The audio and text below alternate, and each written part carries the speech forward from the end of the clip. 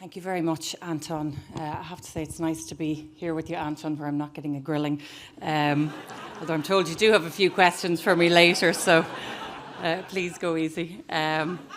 Ladies and gentlemen, it's an absolute pleasure to be here and to join you in Killarney. The last time I was here, I have to say, was for a citizenship ceremony, so you'll be pleased to hear I have the right speech with me today. We could have a very different event going on otherwise, but I'm particularly delighted to join you for what I know has been a really successful conference to date. And I know you've had some fantastic speakers and some fantastic engagements to date, so I'm just really pleased to join it. I want to in particular thank your President, Deirdre Kelly, and to wish you every success as you take on the role, and I really do look forward to working with you, and of course with Pádraig and with Brian, your CEO and Deputy CEO, and indeed with all the team. And I can say in the short, I suppose relatively short space, although we're making ground. In the short space of time that I've been here, we've had really positive engagement. And to respond to maybe one of your last points, I'm here to work with you. I'm here to listen, I'm here to engage, but above all, I'm here to work with each and every one of you to achieve that overall objective and that overall goal. How do we ensure, yes, that we have a world-class education system?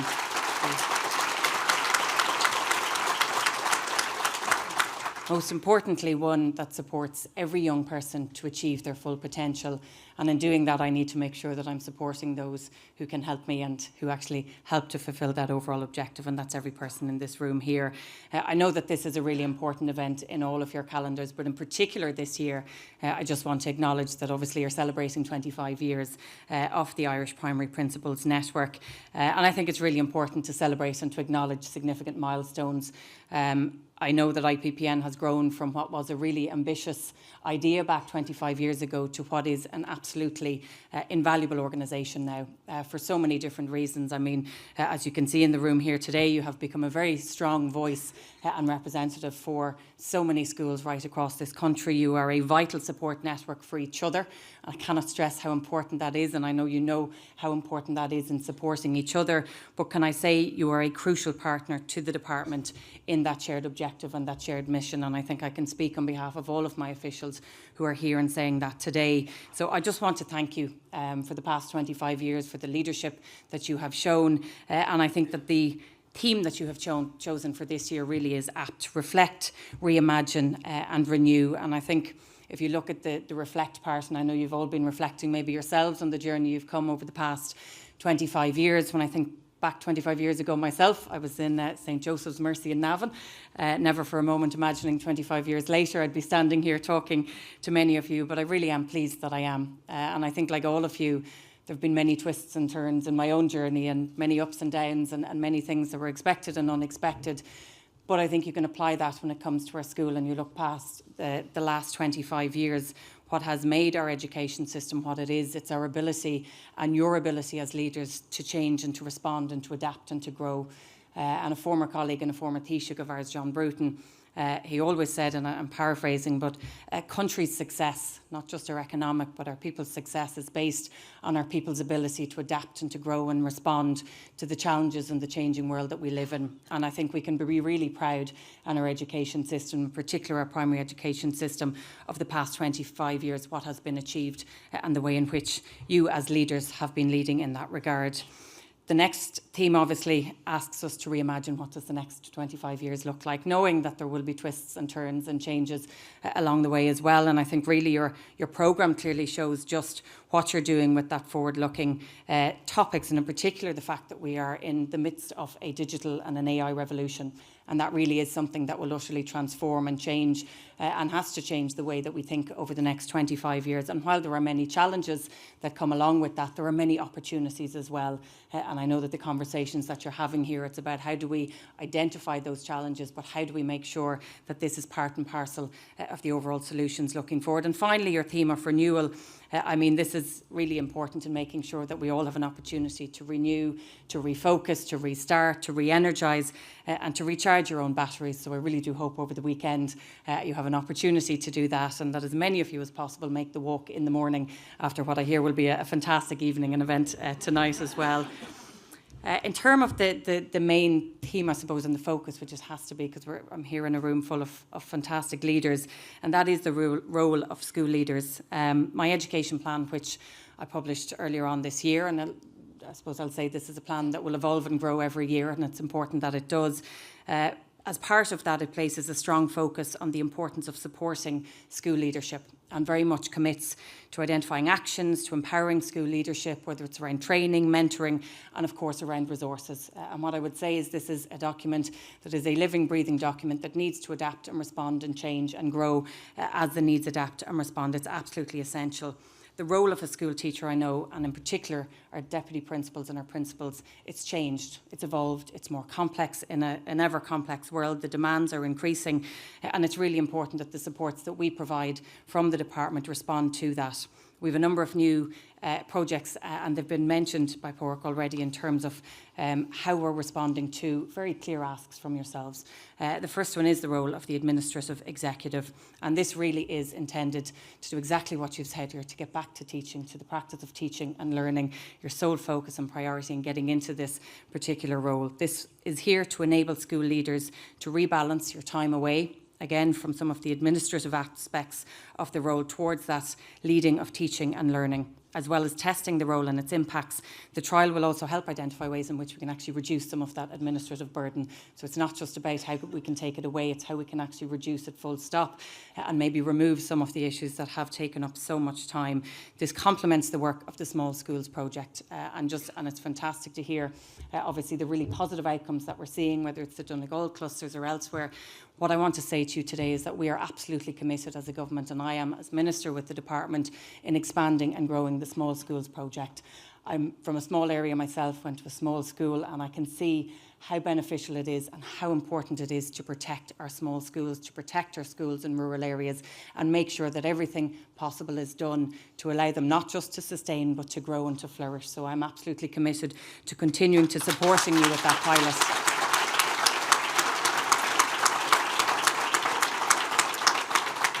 And to expanding it and growing it as soon as we can. In terms of the administrative executive trial, there are 3 primary schools taking part already, and as we've heard, the successful candidates have only recently taken up their roles. So I really do want to wish them every success, and also to the schools. We've Trinity Primary School in Tuam in Galway, we've Sculbridge and 4 Mile House in County Roscommon, and Sepol and Educate Together, which is in Dublin as well. And I think under the auspices of the Small School project, the similar arrangements that are in place in the 2 clusters to trial this as well, I'm really grateful to the principals and to the schools who have taken this on, and most importantly I'm really looking forward to seeing the overall outcomes. And again, similar to the Small Schools project, how can we grow this? How can we make sure that as many schools, as many communities, and importantly as many children benefit from this? I do want to thank the IPPN in particular and those who are involved in making this happen. And again, this comes back to the partnership in listening to what you're saying, what your needs are, and then making sure that we can go and implement it and support you in doing that. In terms of teacher professional learning, again, I want to ensure that people can flourish, not just sustain or maintain the level that they're at. We have IDEA, which is obviously a fantastic resource that has only been introduced in recent years, I suppose, over the grand scheme of time. We have Tuiscint programme, which is a new initiative that's been there to introduce and provide support for our new principals. And of course, we need to make sure that that's then the stepping stone for the Mishnach programme, which is there again to support principals throughout their journey and throughout their overall career.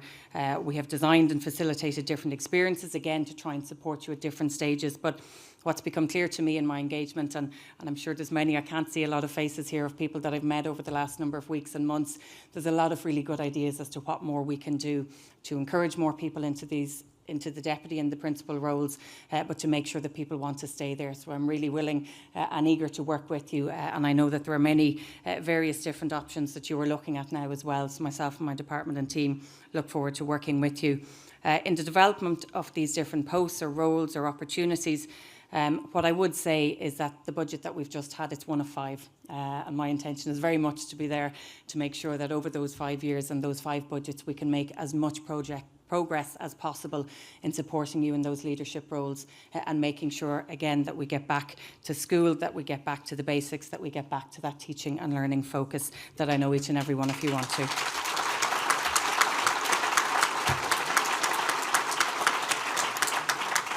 If I could maybe just focus on a few areas as well now. I said at the very outset when I was appointed earlier on that it was my objective to make sure that every young person was supported to achieve their full potential, in particular making sure that we're supporting those students who need that extra help, who need that extra support. And this is not about reinventing the wheel, because I know that for many years, so many of you in this room have been supporting children who need that extra help and that support. In particular, to focus on the DESH programme initially, I just want to acknowledge the huge amount of work that has gone on over the last number of years. You have hundreds of thousands of young people have been supported through the DESH programme, and what's really positive is through that we've seen over the years the gap between the overall retention rate has reduced from primary school to post-primary onto Leaving Cert, and where we really need to make that progress now is around the overall attainment. So I'm absolutely committed to growing and evolving the DESH programme, working with each and every one of you, but also acknowledging that there's that extra layer as well that's needed. And one of the first meetings that I had with a group of principals from primary and post-primary, but also across our school completion and our home liaison programmes and others, was to focus on the DESH Plus programme, where you have children from communities and backgrounds where there is that intergenerational trauma, where there is that significant extra level of support that's needed. And so I was really pleased in the budget this year to secure €16 million, which will allow us from next year not just start to roll out a new overall DESH programme, but also to introduce the new DESH Plus programme. And that 16 will turn into 48 million the following year, and you can be sure that we'll be going back looking for more. And what I can say is that this will be published in the next couple of weeks at the beginning of December. And I've listened carefully, in particular to our school leaders, as to what will work best, both for the DESH programme but also in the DESH Plus programme. And it's about building those layers, so whatever we announce in the next couple of weeks, it won't be the finish, it'll be the start, and we need to continue to grow and make sure that we can adapt, but make sure that the children who need the support the most, that they get it. And that's my absolute priority and my focus, and I really do look forward to working with so many of you in making sure that we can roll that out. I think important as well to stress, thank you.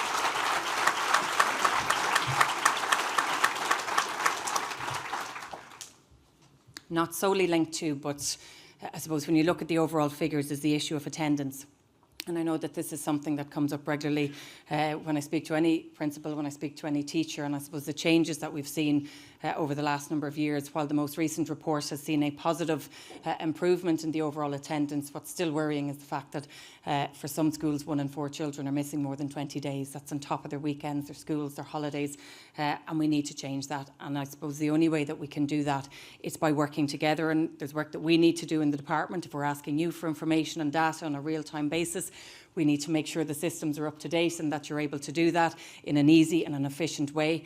And I'm absolutely committed to progressing that. But it's also about making sure where we have certain programmes that we know are working, that we can roll them out. So the Unshock programme, which started on a pilot basis, in speaking to some of the schools that were involved in it, it's unbelievable to see how simple changes in schools can actually improve attendance and can make a difference in a child's life, whether it's around the timetables, whether it's around engagement at a leadership level or other levels.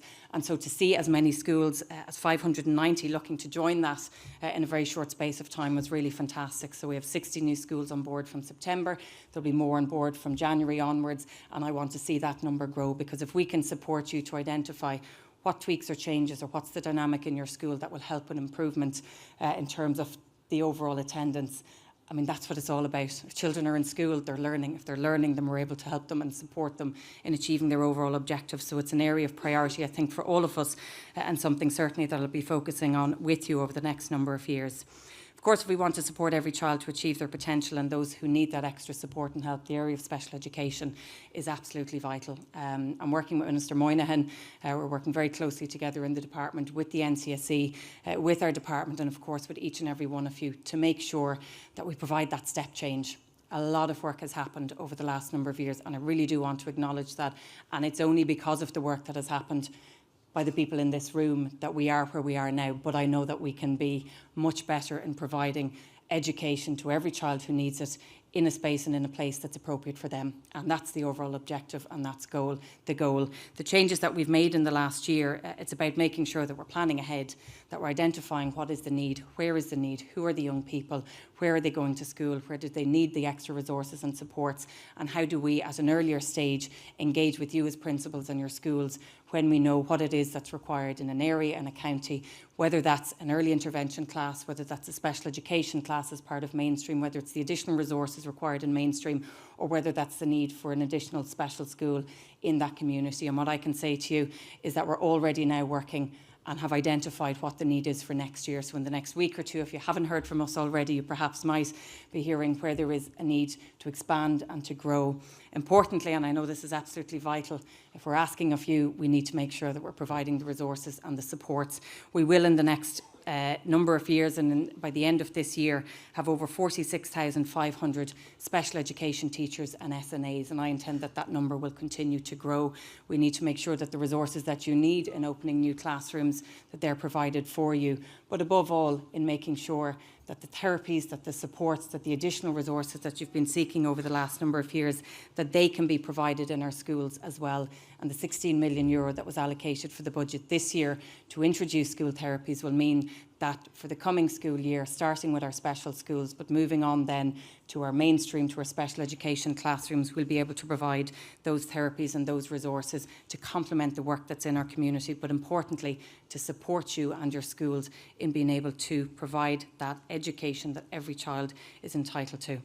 In terms of the summer programme, I want to maybe acknowledge and compliment each and every one of you. It has grown phenomenally over the last number of years and in a very short space of time. And again, that is only because of the drive that is in this room and wanting to make sure that children with special educational needs, but also those from DEIS backgrounds or in DEIS schools, that they have that support and that continuation over the summer. And I thank you and will continue to support you. But if there are new ways in which we can expand and grow, I suppose, and capitalise on that, then again, I want to work with you and support you in that regard. In terms of overall welfare and protection of our young children in our schools, because I have to say this already exists and has a very strong culture of child protection across the primary sector. The obligations and the responsibilities relating to child protection have been taken very seriously by our schools, and again, to acknowledge and to compliment you on that.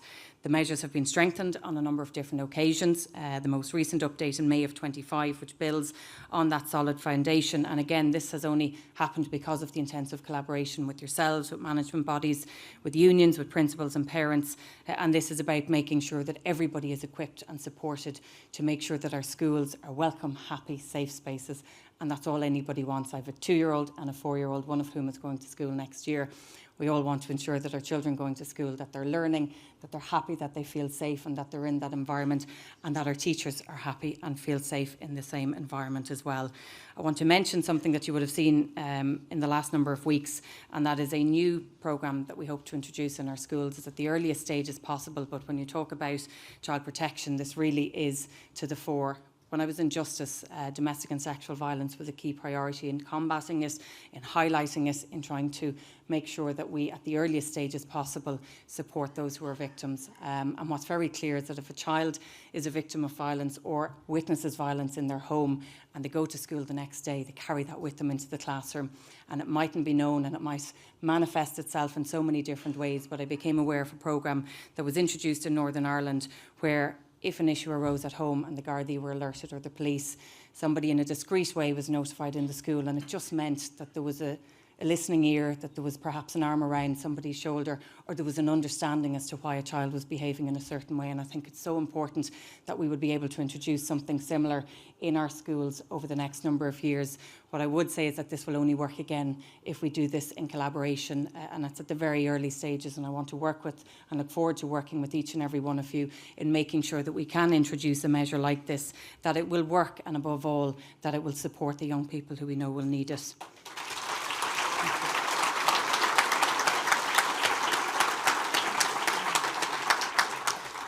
To complement so much of what's happening as well, the IPPN has contributed greatly to our work to prevent and address bullying behaviours in schools, and I really do want to thank you for your support in the development and implementation of the Beacon Alta procedures that have been rolled out over the last number of years. Interestingly, I spoke to a colleague only recently whose young daughter in primary school was going through a difficult time where there was bullying involved, and she said the engagement with the principal and with the teachers through the Conalta programme was absolutely fantastic, and she felt confident and happy and supported. But importantly, the staff and the principal and teachers felt confident that they were able to respond in the appropriate way.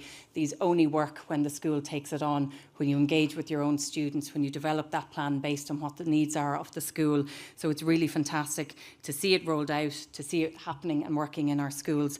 And I know that this week is Anti-Bullying Week, and the theme was belonging to that. More than ever, is such an important focus and priority as our schools change, as they evolve, as they look different than they were even 20 or 30 years ago. It's really important that that particular emphasis in our schools is front and centre at every step of the way. In terms of our curriculum, and I know that this is obviously a key priority for everybody here to make sure that our curriculum is evolving and changing. The last time it was introduced was just over 25 years ago, obviously, so the change that has happened in our schools has been phenomenal.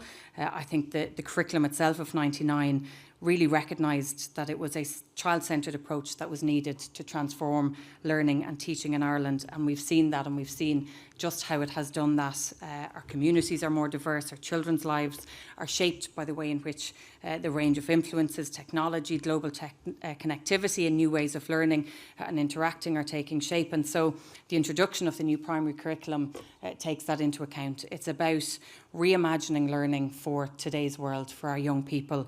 It's a curriculum that connects subjects such as STEM and arts. There's playful learning, there's indoor and outdoor learning. It encourages creativity, critical thinking, problem solving, and invites us to see learning as dynamic and inclusive and deeply relevant to the world that children are growing up in. And I think really that's the key here. It's about making sure, how do we prepare young people for the world that they are living in now, not what we lived in many years ago, and how do we make sure that you are supported to do that as well. And so the way in which it's being rolled out is very much with the view and intention that this is not happening in 1 or 2 years, but that it's spread out over a period of time, that there's an ability for you as leaders to, I suppose, see and look at how this can be applied to the curriculum and to the work and the way in which you work within your schools, because I know so much of what's in the new curriculum has already been implemented in schools, but it is very much my intention over the next number of years to make sure that the resources and the supports and the time that is needed for our leaders and for our principals and deputy principals is provided as this is rolled out on a phased and on a staged basis as well.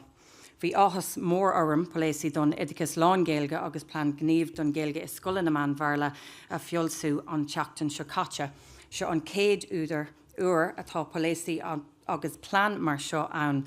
Bhualam go méid na páistí go léir in ar munscoilena in an Gaeilge a úsáid. Bhualam go méid siad dearfach faoin na Gaeilge, that they're positive about it, agus go manfrid siad tána bhasí a fálam, that they are interested and happy in learning it.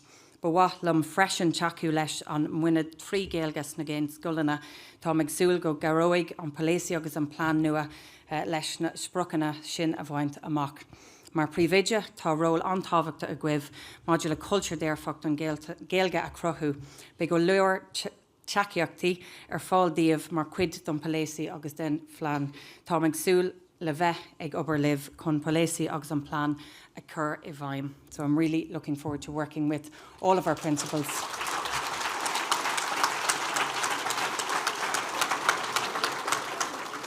In making sure that these plans are a success. It's really important that we don't just publish our plans, but that our implementation of it is absolutely key and vital.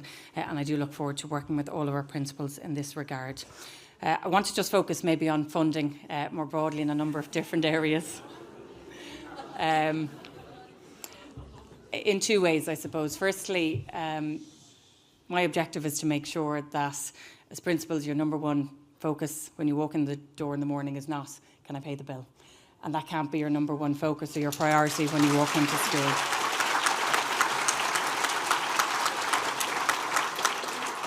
And so there are two things in that regard. Firstly, making sure you have more money. And so this year's increase in capitation, while I do appreciate that there wasn't a once-off payment, or there wasn't a payment as part of the overall grants that have been given out, what I can say is that this is a permanent change, and this is a start, and it will continue to increase over the next number of years. So the €50 per child, the €50 per child per primary school, with the €20 on top of the urban band 1 primary, and then also obviously the change for the 12 plus for those who are in special school, recognising that you need to get that post-primary level as well. It's really important that we continue to grow on that. So overall in the last 3 years, while that has seen a 50% increase, I appreciate there's much more that we need to do, and I'm absolutely committed. And the programme for government is very clear in making sure that those funding streams and that support continue to increase. But we also need to make sure that we look at the other end, and similarly to the administrative work, how do we make sure that the cost comes down?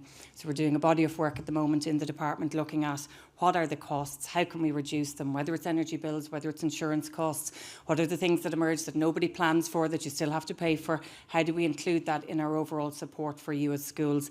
And it's really important that we get that work done as soon as possible, while making sure on the capital side, whether it's retrofitting, whether it's the minor works, whether it's the PV solar panels, everything is done to make sure that schools, in particular those that are older, that we're providing those resources and supports to help bring those bills down for you. And that's a really integral and an important part of the work that's been done in the department at the moment.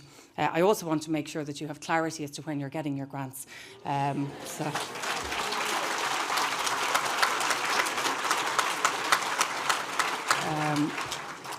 What I would say for the ICT and the minor works, they will be provided in December or January. I'm sorry, I can't say 1 month, but it'll be December or January every year, and there will be a further ICT grant in December of this year to add to the funding that was received earlier on in the year, as well as the minor works, and that we have the summer works programme, which will be announced probably in the next week, making sure that those grants can be fluid and that they can happen at the same time, so that you know and that you can plan and that you can put in place, I suppose, your structure for the year ahead.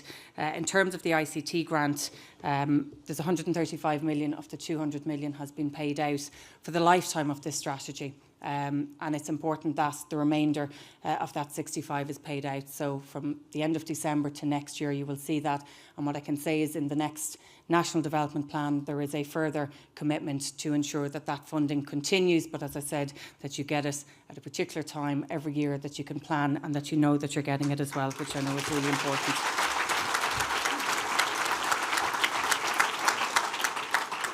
Just on the area, because I mentioned it at the outset, and I know it's been a key focus of this discussion, or your own discussions as well, around digital technology, the OECD research, and the artificial intelligence focus and revolution that's happening at the moment. The world is changing rapidly, and I said this before, I think that technology that's created today will be old news tomorrow, and we have to adapt and we have to respond and change to it. It's an ever-evolving area for us to consider in the use of digital technology in our schools. It should be there to assist, not to replace. It's about supporting you in your work, but we have to be live to the challenges that come with it as well. So my department, with the support of IDGA, will continue to invest in our schools, in our teachers, to allow for the continued and effective integration of digital technologies, while also working with you to address the challenges that are there as well. In terms of the overall capital programme, I want to work to make sure that every community sees progress, whether it's a new school building, whether it's an upgrade, whether it's an expansion. And the focus really has to be over the next number of years, given the demographic change and shift in growth. It's how do we make sure we provide the school places where they're needed? How do we make sure that we support our special education priorities as they grow, and they will continue to grow, but also how do we make sure that our schools that need that investment at that critical point, that they get it. And so over the next number of weeks, we'll be setting out a capital plan, 7.55 billion over the next number of years. I hope to increase it, and I'll ask, and we'll hope to see that grow. But for the 7.55 billion, that will set out exactly how we can invest in every school community, making sure that everybody sees an element of that overall resource, and that we can plan and that we can grow. But importantly as well, that as school leaders you have clarity as to how your projects are progressing, what are the timelines ahead of you, and what you know you're working towards. And again, similar to the grants, I know that that's something that's really important to every person in this room here as well.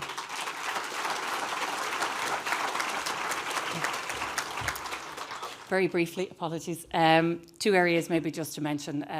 The department is now the Department of Education and Youth, and I'm really pleased that youth is now formally part of the overall department. Obviously, we have a formal, and you could put it informal, partnership that is emerging, or that has existed for many years. And one of the first things that I asked my officials to do was to look and see where are there synergies, where there's there overlap, and how can we make sure that both sides are complementing each other.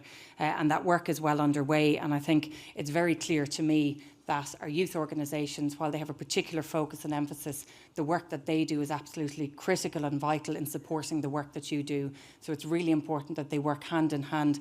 And I saw a perfect example of that over the summer as I visited a youth organisation where young people were being supported, where we were rolling out new elements of the programme, and where the children themselves told me that they were looking forward to going back to school because they had felt engaged all summer, because they had felt that they were active and focused, and because they felt part of a wider community. So I really want to see how we can build on really fantastic partnerships that I know are already happening between schools and youth organisations, but how can we really solidify that and make it work even better?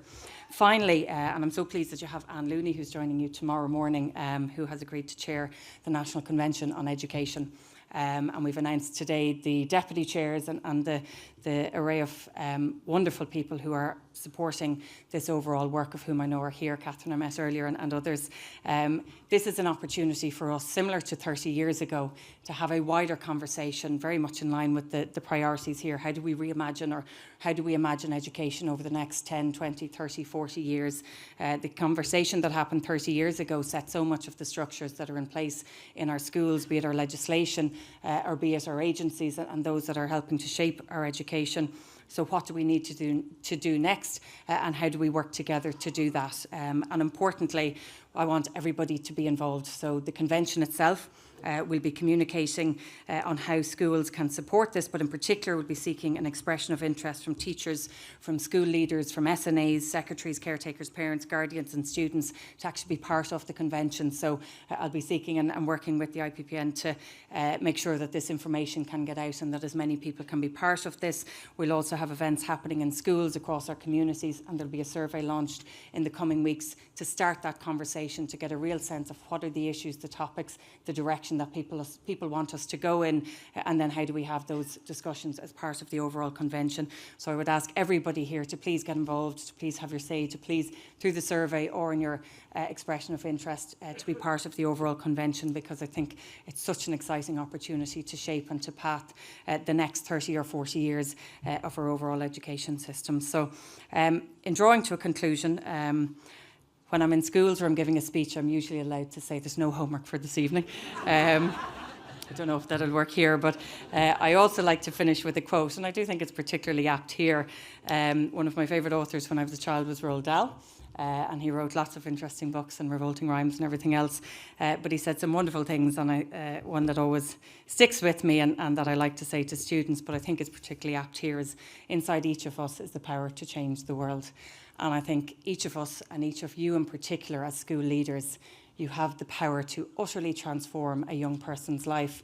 You do it every day. My job is to be here to support you, to work with you, and to make sure as many young people benefit from that as possible. So I look forward to working with you in the years ahead. I look forward to working with the committee and everybody involved here, and I look forward to hopefully meeting as many of you across the country in your own schools over the next number of years. Thank you.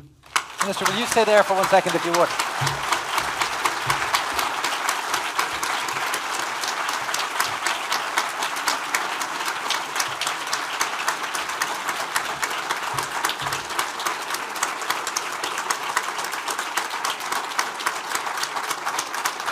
Now comes the grilling. Lest you think I'm being rude and not letting the Minister sit down, it's purely for microphone reasons to stay at the podium. The questions in this instance don't come from me, but rather are a distillation of, you will have got a sense of the kind of reaction to what Pádraig had to say, you will have seen the reaction from everybody in the room to the kind of themes that you were raising, and we just wanted to get, the guys just wanted to get a sort of a direct take on a couple of those themes. First off then, given the call for an increased allocation of leadership time, that has now been supported by almost all stakeholders, if not all. What confidence should the people in the room have that that time will be allocated to support the process of the rollout of the new curriculum? So it is absolutely my intention that there will be additional support and resources for the rollout of the curriculum. As I said in my words, the intention and the timelines behind it was to make sure that there was space and time as each part of the curriculum was rolled out. But I appreciate there's more that needs to be done. So it's not just about the resources to implement the actual subjects, but also making sure that you have time and your staff have time as well. So we will be working with the IPPN in particular and others to make sure that we get that right and to make sure that we can have supports in place.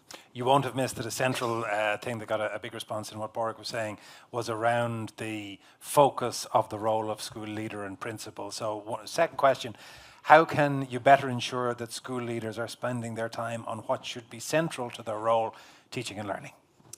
Well, look, I mean, the pilot is a key part of that, appreciating that it's a small number of schools and we need to be able to expand and grow it as quickly as possible.